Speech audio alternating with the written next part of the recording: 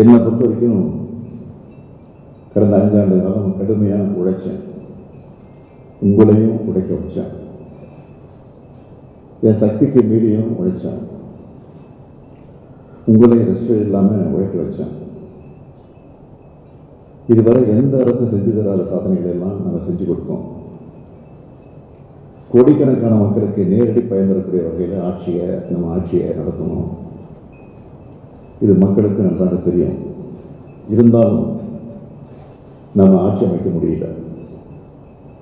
இதுக்காக நான் யாரையும் சுட்டிக்காட்டி குறை சொல்ல விரும்பல. தோல்விக்கான காரணங்களை கழக நிர்வாகிகள் தொடங்கி பொதுமக்கள் வர எல்லா விதமாகவும் பேசிட்டு இருக்கிறாங்க.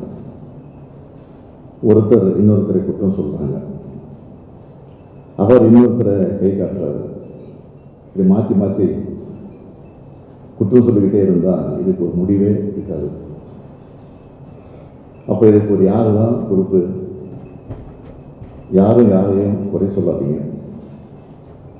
கழகத்தின் தலைவர் என்ற முறையில் நானே இந்த தோல்விக்கு பொறுப்பேற்றுக்கிறேன்.